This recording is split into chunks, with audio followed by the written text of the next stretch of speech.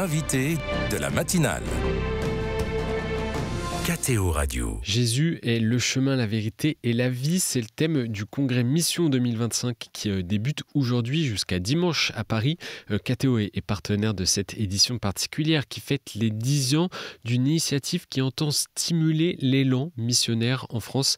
Elle se tient cette année à l'accord RNA de Bercy, mais aussi un peu partout dans la capitale avec une multitude d'événements pour toutes les sensibilités. Notre invité fait partie de l'équipe organisatrice du congrès Mission Anne-Geneviève Montagne. Bonjour. Bonjour Maxence. Merci d'être avec nous, d'avoir accepté l'invitation malgré le programme très chargé au niveau de l'organisation. On l'imagine, vous êtes également vierge consacrée dans le diocèse de Paris. Anne-Geneviève Montagne, ça y est, tout est prêt pour ce soir et le lancement de la soirée ? Tout est prêt, c'est beaucoup dire. Ce qu'on peut dire, c'est que les équipes sont arrivées sur site à 6h ce matin et que là, présentement, ils sont en train de tout installer. Donc, le but, c'est que tout soit prêt au moment où le top départ sera lancé à 20h. Grosse organisation, on l'imagine. Expliquez-nous le choix de ce thème. Jésus est le chemin, la vérité et la vie. Alors, toute l'ambiguïté de l'affaire, c'est qu'en fait, il y a un peu deux thèmes. Il y a un thème sous-jacent qui est un seul lieu pour adorer un seul Dieu et n'avoir qu'un seul cœur. Et autour de cette notion de un seul, en fait, est venu comme un chemin préparatoire vers l'événement, le fait de contempler Jésus qui est le chemin, la vérité, la vie. Voilà, la seule vraie réponse personnelle à toutes nos questions. Qu'est-ce que vous attendez de ce 10e congrès Mission ? Je dirais qu'il y a à la fois le sens de se dire que après des éditions régionales et locales, il fallait une édition nationale qui permette de rassembler tous les acteurs pour permettre un croisement de toutes les initiatives qui peuvent émerger sur le territoire, parce que quand c'est des éditions régionales, c'est forcément sur un périmètre plus restreint. Donc là, voilà, ça permet de se rassembler tous ensemble. Et avec cette idée d'une salle unique par rapport à l'éparpillement dans différentes églises qu'on a pu vivre en 2022, en 2020, etc., il y avait la notion peut-être de vivre une expérience fondatrice tous ensemble, en tout cas pour tous ceux qui seront là. Impossible ici de parler de tout, hein. Les événements qui sont prévus ce week-end à Paris, il y en a partout. Il y a à Bercy, bien sûr, où on attend des milliers de personnes, mais aussi à Notre-Dame de Paris, au Sacré-Cœur, Saint-Sulpice, Saint-Ignace, Saint-Eustache, aux facultés Loyola, au Collège des Bernardins, et j'en passe, et j'en passe. Pourquoi ce choix d'une multitude d'ateliers, de conférences et de temps de prière et d'Eucharistie ? Alors, le congrès Mission, ça a toujours été l'idée d'un laboratoire, c'est-à-dire que à chaque territoire, à chaque état de vie, à chaque sensibilité, une manière propre d'annoncer l'évangile. En fait, l'évangile se dit dans l'incarnation en fait de qui nous sommes, de là où nous sommes, et donc il peut pas y avoir une réponse uniforme.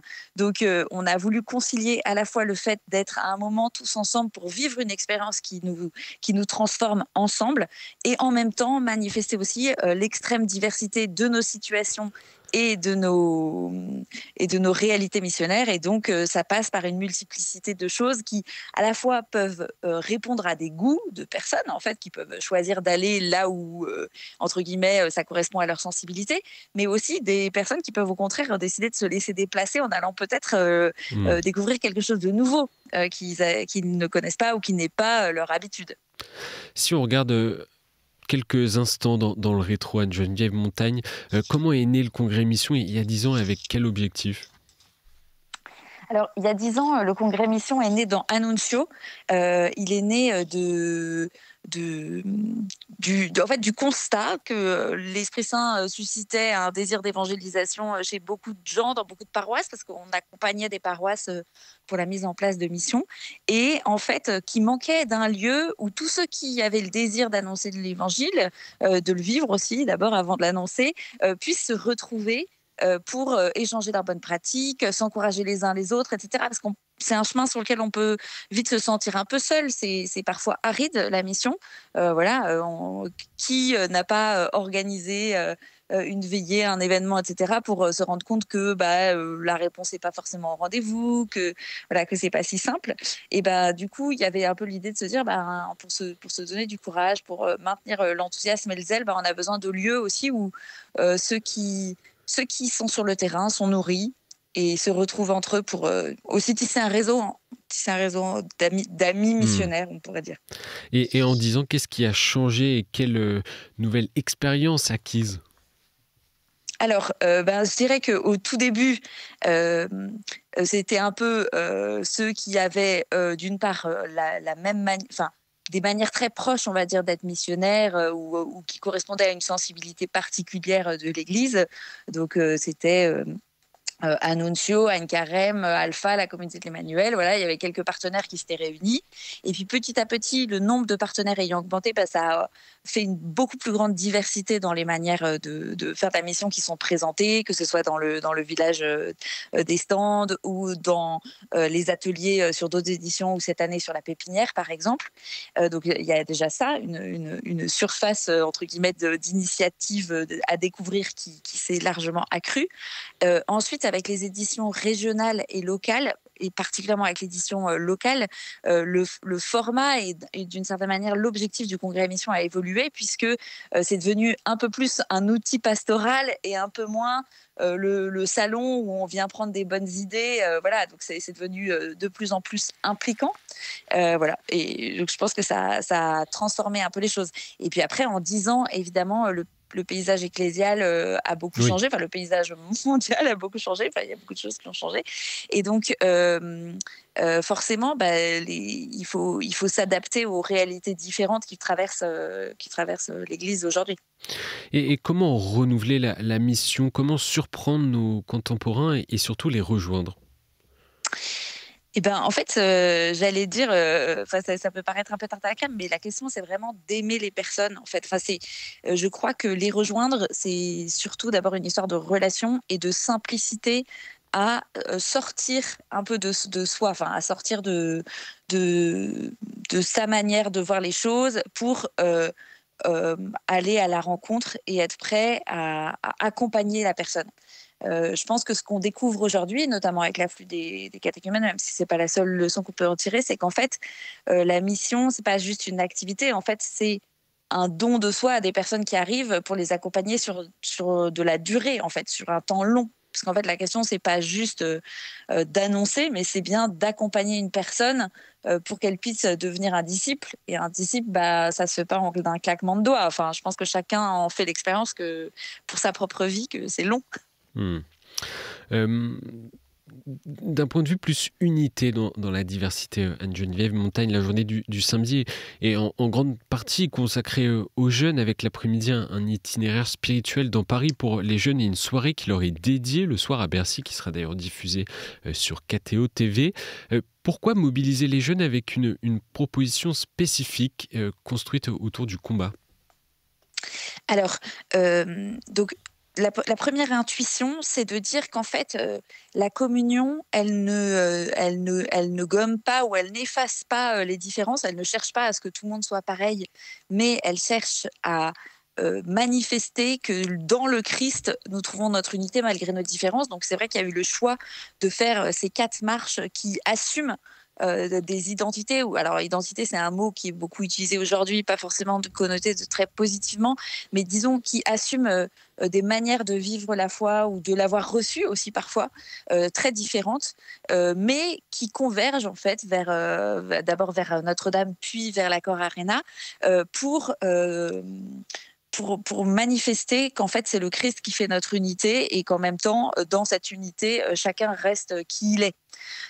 Donc ça, je pense que c'est un point important. C'était vraiment de ne pas faire comme si tout le monde était pareil, parce que c'est pas vrai.